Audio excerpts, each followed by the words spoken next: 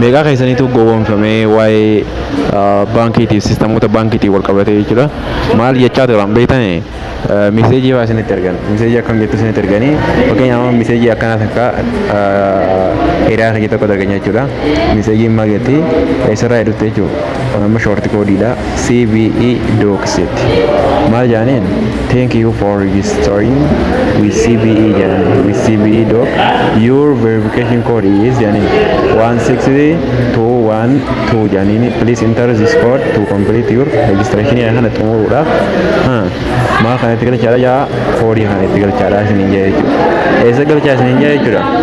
Lakkoofsa haa nigdiidha san haa urjii gootanii 8 gootan san jechuudha. San irratti galchitanii haraan asirratti koodii kana galchaadha isiniin jaa. Maaliif isiniin jaa tartiiba isaan dirqamarraa ittiin seenanii baankii teessan jechuudha ittiin seenatan yookaan immoo isin gowwoomsanii baankii keessarraa maallaqa akka ittiin dabarfatan isteeppi sana isin oofanii jechuudha. Gaafa san immediately isin amma keenya asitti galchitan maal isinii seena miseejii wayiitu isinii seena miseejii wayii san gaafa isinii seene isaan isin foormii ta'anii jechuudha. Irraa kan ka'e sammuu isinii bilbilanii lakkoofsan kana tuqaa kana tuqaa san tuqaa kana tuqaa san tuqaa yaanii isin ayyaanii bifuma san iyyoo isinis akkasuma isaan isin jaan san gootan ta'e maallaqa keessan bifuma salphaadhaan dabarsuu dandeessan jechuudha.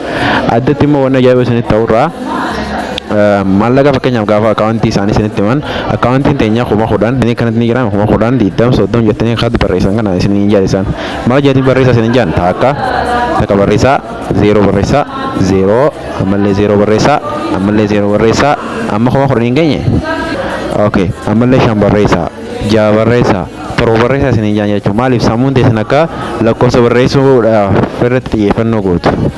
Just akka ati akaawuntii taayippii godhaan jiran itti waa yaadaniif jechuudha. Social engineering warroonni iskaamaroonni kun social engineering jedhanii warroota qophaa'ee jiru jira jechuudha. Isaan hundinuu warra manipuleetoroota jechuudha. Hattoota social engineering jedhanii ittiin gabbahanii hawaasa irratti dhiibbaa garaagaraa hojjechaa jiranii akkasumas illee hojjechaa turanii jechuudha. Kanaafuu warroota akkas keessan irraa of eeguudhaan dhaabbannummaan baankii ta'e jechuudha. Any baankiin bilbilaan information wayii keessan gaafattuu taate san baankii miti beekuuf danda'u qabdan jechuudha.